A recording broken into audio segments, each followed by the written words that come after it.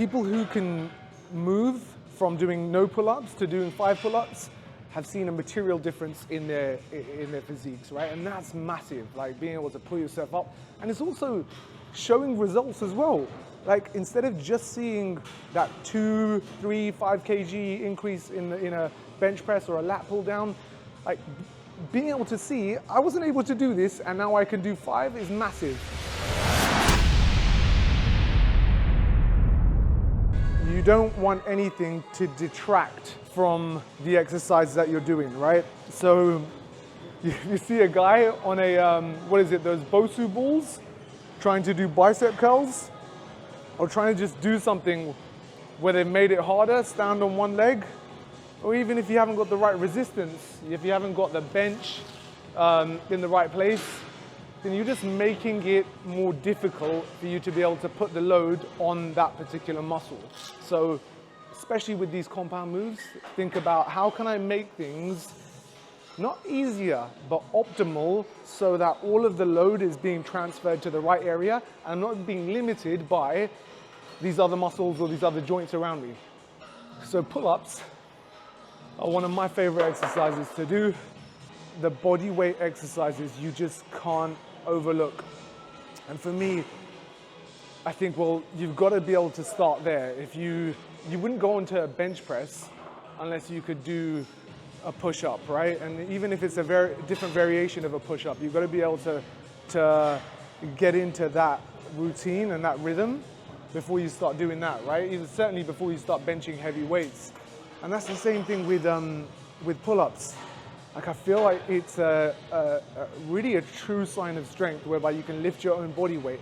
And I've seen that people who can move from doing no pull-ups to doing 5 pull-ups have seen a material difference in their physiques, right? And that's massive, like being able to pull yourself up. And it's also showing results as well.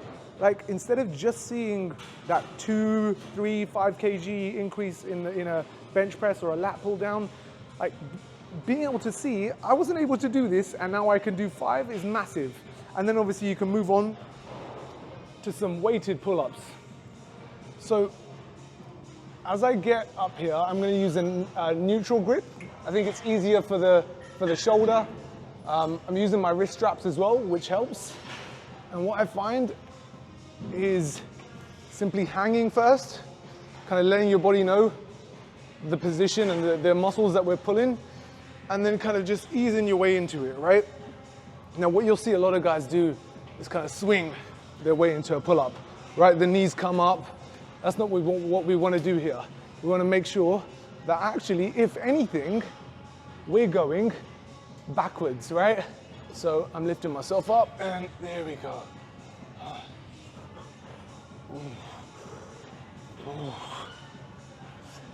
Now you'll see here, there's not much movement in my legs, and if anything, I want to make it harder, I'll tip my body back and go even slower.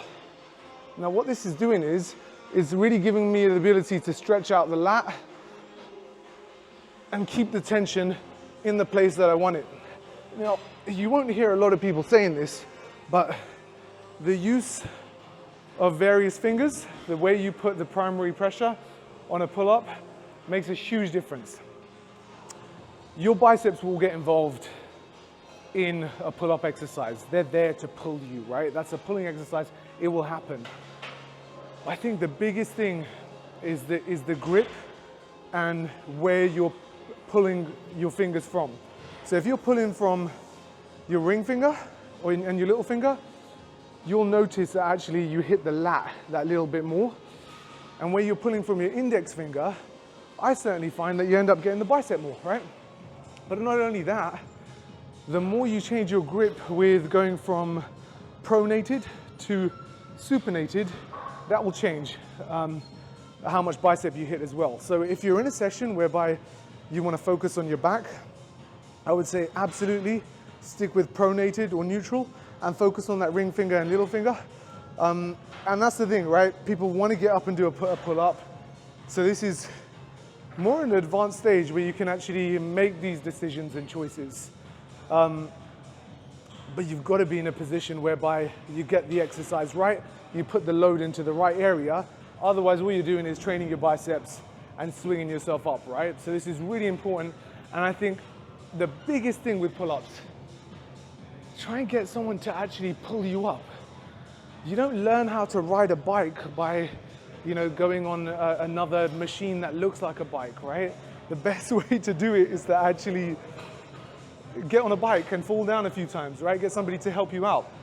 So for me, I would say when you're doing a pull-up, if you can get someone to literally hold your lats and push you as you're going up, let yourself focus on the negative, that will be a huge difference because you know that you're working that particular muscle.